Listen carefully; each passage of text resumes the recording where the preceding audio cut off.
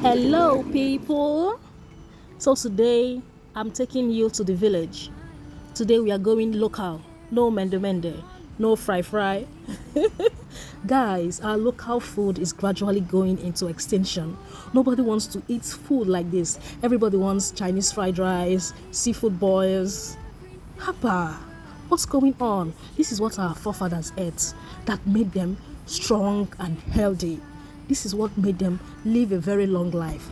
Very natural meal. Very natural. Let's dive into the cooking process.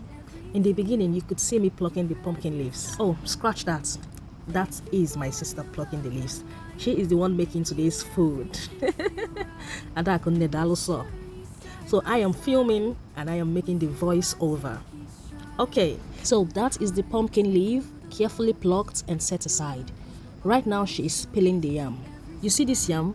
This yam is a typical illustration of never judge a book by its cover. You needed to see the looks on our faces when this yam was being peeled. We thought it wasn't a good yam, but the yam surprised us all because it ended up being so delicious. It tasted like sugar, but mind you, we didn't add sugar to the yam, okay? It just has a natural sweetness. Now the yam has been peeled, washed, and is being transferred to the pot to cook. We're adding enough water to the yam so that it can cook properly. In the case where you don't want to use yam, another alternative is to use cocoyam. We call it edoko. Simply get your cocoyam, peel, wash, and cook it just as we are cooking the yam. Alright, so back to the pumpkin leaf that we plucked earlier. We call it ogu. I don't know what you call it.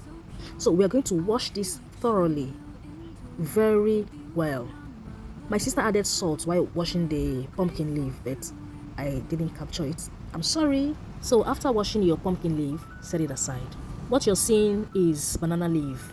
Now this banana leaf is optional. If you do not have it, no wahala. The banana leaves will not stop you from whipping up this sumptuous meal in your kitchen, okay?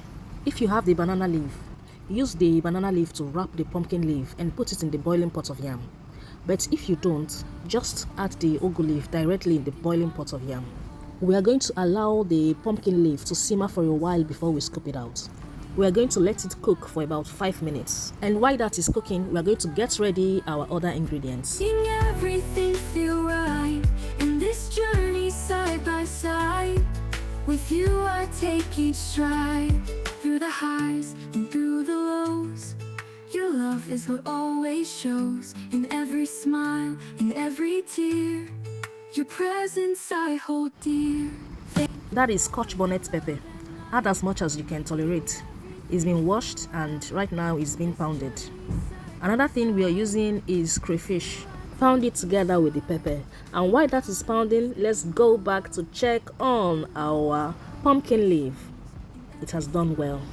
We will scoop it out, unwrap the leaf, and add the pumpkin leaf in the mortar. Remember, we are not adding the banana leaf, okay?